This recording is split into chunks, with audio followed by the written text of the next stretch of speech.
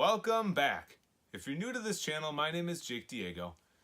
Now, before I get into the 8 things to ask a prep and pack, I want to talk about the why. Why would you use a prep and pack? Who are prep and packs for? And essentially what maybe you don't know what they do.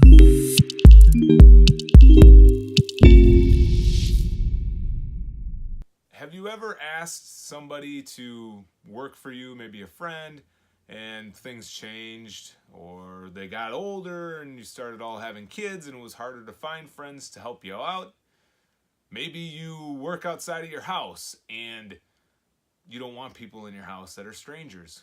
Say you can't hire friends, you can't hire strangers because you're in your house. Or maybe you have more capital and you know you can spend it on something, however, you don't have time to prep all those items. Well, these are all cases where a prep and pack would be ideal. I personally use one to also do the scaling. So we use it for all our online arbitrage items.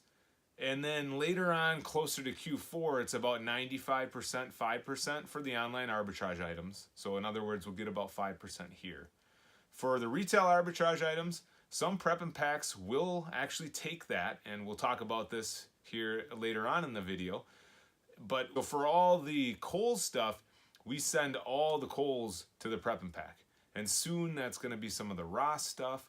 It's going to be super nice because the Scotty Peeler thing and all that, it kind of just messes with you after a while. But again, more importantly, it's more about not being able to find people or not wanting people in the home or wanting to use your capital instead of just having it sit there. Now, choosing a pack and prep is going to be something that's individual to you.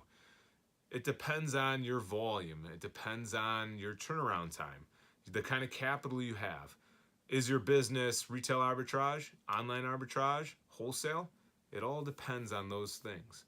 So some of this is going to be tailored a little bit different depending on what your business is. So let's get into number 1. Number 1 is inspection process.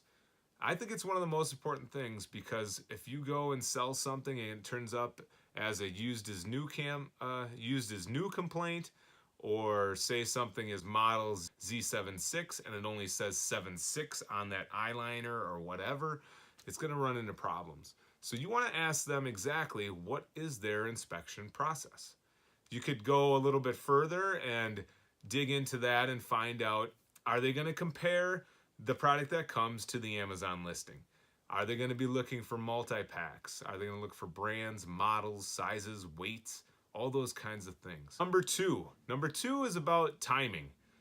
So how long will it take when I get a product from, say, Walmart, it ends up in the warehouse, and then I create a shipment and you ship it out? You know, ideally this is going to be 1 to 2 days. But you want to know that right up front because products aren't going to make you money just sitting in a warehouse. And number 3, canceled orders. Now this is a little bit of a rocky subject with some people, but there are prep and packs out there that are known prep and pack addresses. And that means that when you order from Target and you ship it to that pack and prep, it's not going to make its way there. So by knowing that up front, you can avoid the costly mistakes and timing that it might take otherwise to find another prep and pack. The way that I typically frame this question out is, have you ever had any orders rejected from a retailer? Number 4 is going to be cost. I want to know all the costs associated with it. Do they charge a storage fee? What about for boxes, multi-packs, oversized things, shoes? I would go as far as creating an example for them.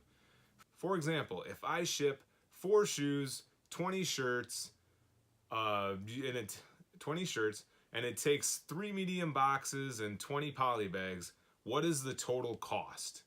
You want a hard figure here because there could be a number of costs. So ask them for their entire fee schedule.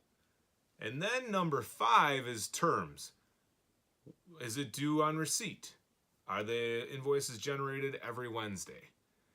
Or can you get net 30? Can you get 30 days to pay? Because that's going to allow you to really snowball your cash when you don't have to pay every week. And there are some prep and packs that actually do that. That brings us to number 6. As a brief reminder, just remember that It's going to be important that you tailor it towards you, as I said in the beginning, about the type of business you have, what your time frame is, what your capital is available. Will they create the shipments for you when they reach a certain threshold? Or do you have to create them? What does that process look like?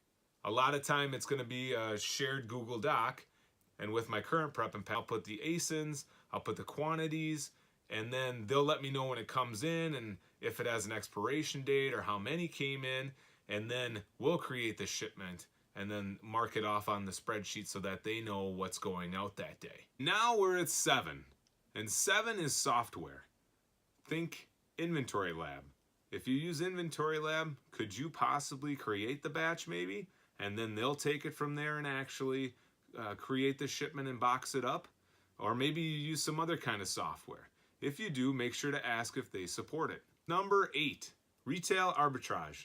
Did you know that some prep and packs will actually take your retail arbitrage items and do the whole Scotty peeler thing and the poly bagging and all that for you? For all our Kohl's items right now, that's what we do with them. And soon, it's going to also be the Ross items. So it's going to be really, really nice because that Scotty peeler and all that stuff kind of, it wears on you a little bit. So these are the 8 questions you want to consider asking a prep and pack if you're going down that route. It'll save you time. You'll know exactly what you're getting into. You'll know exactly what they do, saving you from suspensions, saving you from a lot of headaches down the road. If you like this video, please give me a thumbs up. And if you have any comments or questions or anything, please comment below. Thank you.